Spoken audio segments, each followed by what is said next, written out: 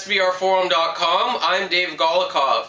Today's as good a day as any to do some NBA handicapping, which is why we're doing a video focused on the Oklahoma City and Houston contest on Monday night.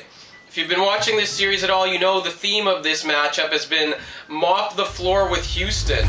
I mean, the Rockets have been absolutely abysmal on the defensive end, which is why they are down 3-0 in this series. Overall, Houston's actually been in a couple of these games, but their defense has been atrocious. And I tell you what, if they give up 100 again to Oklahoma City, they are going to be out of the playoffs. I see that being the case. Now, I think in general, when you look at these Game 4 situations in this scenario that we have, where the favorite is up 3-0 and the underdog is playing at home Game 4 with a chance to avoid the sweep, I think many times in the NBA, NHL, you see bettors attracted to the home dog, the home team, and in this case the home dog. And I think that's a fair point. I think in many cases that's a fair bet. Usually we see the best effort of the series from the underdog, and they come through and at least force the opponent to take it back to Game 5 and sweep and finish off the series on their home court.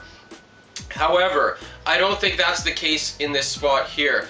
I know that in general, people are a little shy to bet Oklahoma City without Russell Westbrook, but Houston just does not play defense, regardless of who's on the floor for Oklahoma City, regardless of who Houston plays.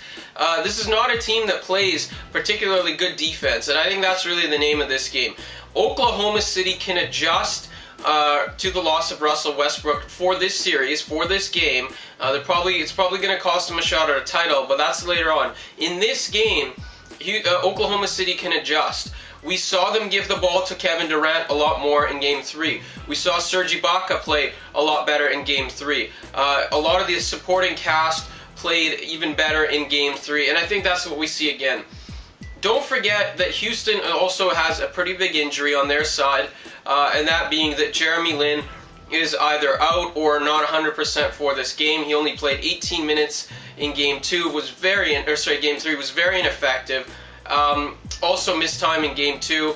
I think that with Lin not being 100%, this is a different team. There's really one and a half scoring threats on the floor at any point, and that's James Harden and sometimes Chandler Parsons.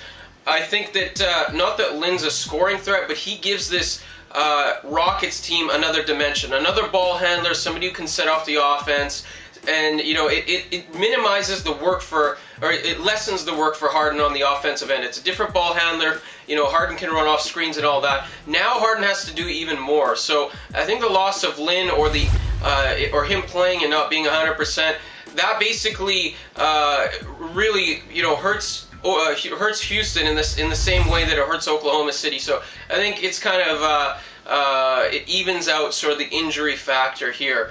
I like Oklahoma City in this situation. I think I've been giving a number of random points, and I think at the end of the day, I like the Thunder here. They've now had some more time to adjust to life without Westbrook. They've already won without him once. I think that Houston just doesn't have answers for Durant or anybody else. And just because this game's in Houston and just because it's Game 4, that's not enough for me to take the Rockets as a home dog. Also not enough points. Maybe 4 or 5 points, sure, I'll take a shot with the Rockets. 1.5, no thank you.